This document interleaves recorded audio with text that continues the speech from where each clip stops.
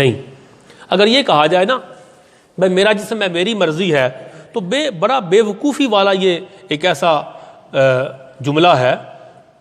بھائی اگر میرا جسم میری مرضی ہے تو یہ جسم پھر کالا کیوں ہے؟ میں تو اسے گورا کرنا چاہتا ہوں، مطلب میرے جسم پہ میری مرضی نہیں چلی۔ یہ جسم پھر چھوٹا کیوں ہے؟ میں تو قد لمبا چاہتا ہوں، اٹ مین کہ جسم پر میری مرضی نہیں چلی۔ یہ جسم پھر بوڑھا کیوں ہو جاتا ہے؟ میں تو ہمیشہ جوان چاہتا ہوں، اور یہی اللہ پاک نے فرمایا جنت میں ہر کوئی 30 سال کا جوان ہوگا اور وہ 30 سال کا ہی رہے گا، اور جب وہ چاہے گا کہ میری کوئی اولاد ہو، اللہ اسی وقت اس کو اولاد سے نوازے گا، حمل ہوگا، پھر حمل مکمل ہوگا، پھر وضع حمل ہوگا، اور وضع حمل کے بعد بچہ دوبارہ پھر جو پیدا ہوگا 30 سال کا ہو جائے گا۔ ہر کوئی جوان چاہتا ہے اور اس کی خواہش اللہ جنت میں پوری کرے گا۔ جوان تو بھی رہنا چاہتا ہے، پھر تو اگر تیرا جسم تیری مرضی ہے تو پھر تو بوڑھا کیوں ہوتا ہے؟ پھر تیرے چہرے پہ جھریاں کیوں آتی ہیں؟ اس کا مقصد ہے کہ تیرے جسم پہ تیرا اختیار نہیں۔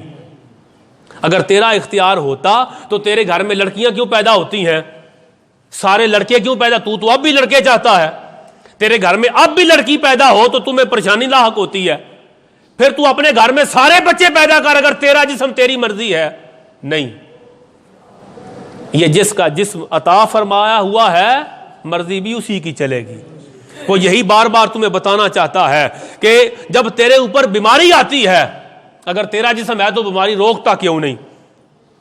اس لیے کہ یہ تیرا ہے نہیں، یہ تیرا ہے نہیں، ورنہ اگر تیرا جسم ہوتا تو بیماری کی آنے کو روک۔ اگر یہ تیرا جسم اور تیری مرضی ہوتی تو اس پہ موت آنے کو روک۔ مرتا کیوں ہے؟ تیرا جسم ہے، نہیں مرنا میں نے۔ ارے تیرا جسم ہوتا تو زندگی تیری مرضی سے ہوتی، تیرا جسم ہوتا تو موت تیری مرضی سے ہوتی، تیرا جسم ہوتا تو بچہ اور بچی تیری مرضی سے ہوتے، اگر تیرا جسم ہوتا تو بیماری تیری مرضی سے آتی، اگر تیرا جسم ہوتا تو اس جسم کے اوپر مرضی تیری چلتی۔ جب اس جسم پہ مرضی کسی اور کی چل رہی ہے تو پھر تمہیں ماننا پڑے گا اس جسم پہ جس کی مرضی چل رہی ہے اسی کے احکامات بھی نافذ کیے جائیں گے۔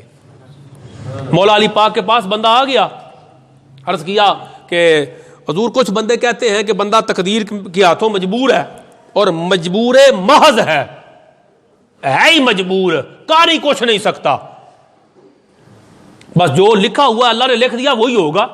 ایک فرقہ یہ ہے، ایک فرقہ یہ کہتا ہے کہ نہیں، بندہ آزاد ہے، جو چاہے کرے۔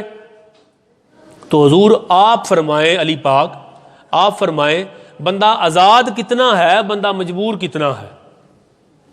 علی پاک نے فرمایا یہ تو بڑا آسان مسئلہ ہے، اپنا پاؤں اٹھا۔ اس نے اپنا پاؤں ٹانگ اٹھا لی۔ آپ نے فرمایا دوسرا بھی اٹھا۔ وہ کہتا ہے حضور دوسرا تو نہیں اٹھا سکتا، گر جاؤں گا۔ آپ نے فرمایا اتنا سا مسئلہ ہے، تو اتنا با اختیار ہے کہ اپنی ایک ٹانگ اٹھا، جہاں تک جی چاہے لے جا، مگر تمہیں اللہ نے یہ اختیار نہیں دیا کہ تو دوسری ٹانگ بھی اٹھا۔ اتنا با اختیار ہے، اتنا بے اختیار ہے۔ قاعدہ فقط یہ ہے تقدیر کا، قاعدہ فقط یہ ہے تم سے وہ پوچھا جائے گا جس کا تمہیں اختیار دیا، اور تم سے وہ نہیں پوچھا جائے گا جس کا تمہیں اختیار۔ تم مرد بنے یا عورت، اللہ یہ نہیں پوچھے گا۔ دھوپ نکلی کہ بارش ہوئی، تم سے اللہ یہ نہیں پوچھے گا۔ تم گورے تھے یا کالے تھے، تم سے اللہ یہ نہیں پوچھے گا۔ اللہ تعالیٰ تم سے وہ پوچھے گا جو تیرے اختیار میں تھا۔ اٹ مین کہ بندہ با اختیار بھی ہے، بندہ بے اختیار بھی ہے، اور اس سے پوچھا فقط وہ جائے گا جس کا اسے اختیار دیا۔